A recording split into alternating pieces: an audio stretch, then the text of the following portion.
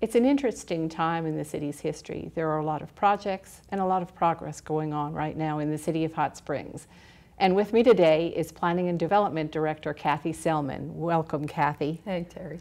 We're going to be talking about annexation. We are going to be talking about annexation. So why, at this particular point in time, is the Board of Directors considering annexation? Well, the purpose of a city is really the starting point, and a city provides services and facilities to the people who live there.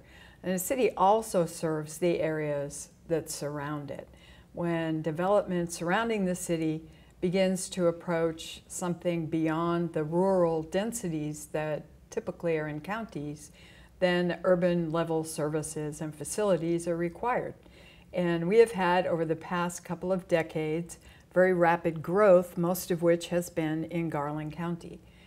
So in order to provide the level of services and efficient service delivery that our citizens deserve, this is a time that we look at annexation.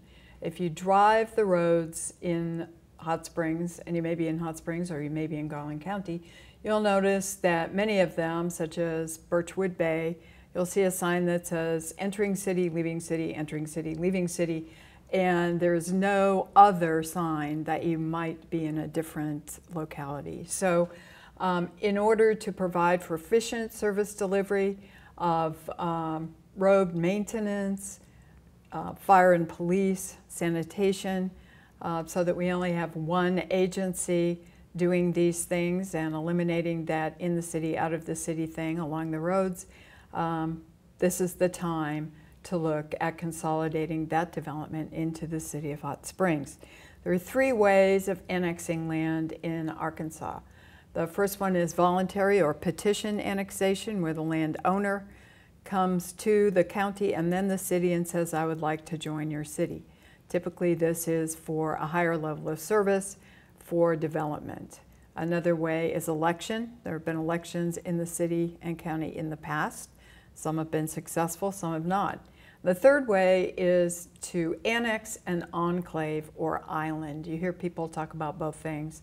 And an enclave is an area that is surrounded by city limits. So it's an island of unincorporated area within a city. The statute in Arkansas for decades has allowed the cities to unilaterally annex those enclave areas. In Hot Springs, however, because of Lake Hamilton and other water bodies, many of the areas that otherwise would have been enclaved or totally surrounded, that possibility didn't exist. But in this year's General Assembly session, a law was passed that says that if you are surrounded on three sides, that a lake or river can provide that fourth side. So we now have an opportunity we didn't. And that's a very easy explanation for people to understand. The fourth side is now supplied. Mm-hmm. Yeah, it's that simple. Okay. So what area are we talking about that is going to be included in this enclave annexation? Well, we're talking about an area that we're calling Enclave Area A. There are a number of areas, 4 or 5, possibly 6, depending on how you define it, that would be eligible for annexation under this new law.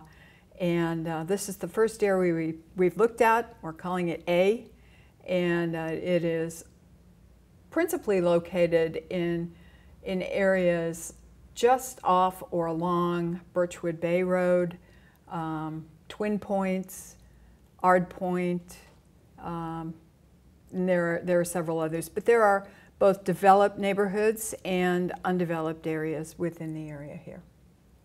Who decides the annexation itself? Well, the Board of Directors is the deciding body. They come up with the suggested areas of annexation. They take a look at what the benefits are as well as the expenses, and then decide to proceed or not. The state is very specific about the steps of annexation, whether it's the voluntary, the election, or enclave method.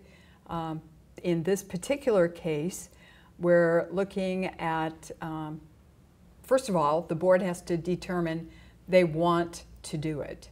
And on September 1st, at their regular hearing, they determined that they would like to hold a public hearing to look at whether to proceed with this enclave annexation. It's important to note that this is a unilateral decision. As long as the steps and the timelines are followed, a city has the opportunity to annex if they feel it's in the best interests of the city. So why is the board choosing this particular time to look at annexation? Well, the legislature made a change in this session that became effective in mid to late July of 2015. So this is an opportunity that hasn't existed before, and the board recognized that we can now take in areas and begin to make the boundary of Hot Springs something other than that raggedy, illogical shape that you see on the map. And in most cases, this would bring the city limits to be, well, equal to the boundary of Lake Hamilton or Lake Catherine. And when you take a look at a map of Area A, you indeed see how irregular it is. Yes. So what is the timetable from this point? Well, by October 5th, the city will send by certified mail a notice to all of the property owners who are listed in the Garland County Assessor records. They'll receive certified mail. In that mail, there will be a letter talking about the future steps. There will be a legal description, which is massively long, probably 4 pages, double-sided, and also a map of the area. And we're hoping to have a brochure that will be specific as to how things will change over, what the situation is with regard to city services. Where can people get more information about the proposed Area A annexation? They can get information by calling me. My number is 501-321-6855.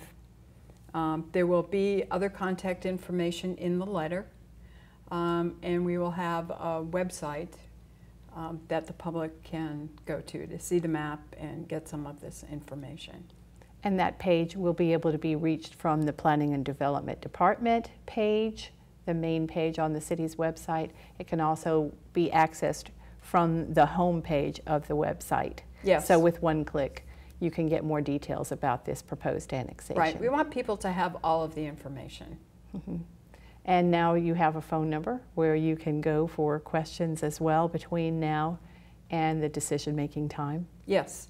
Yes. The public hearing on October 20th is the next big event. And anytime after that hearing at a regular meeting of the Board of Directors, they can make the decision to annex. Very good. And of course, the October 20th meeting is televised for those that cannot come to the board chambers and attend that public hearing. They can view it on Resort Television Cable, Channel 12, which is the city's government access channel. And we also web stream the board meetings, so there is opportunity for people to view the proceedings without actually being here. Right. Well, thank you for providing us the details. If you have any questions, you can give Kathy a call and also check the website. And next week, we'll bring you more city news.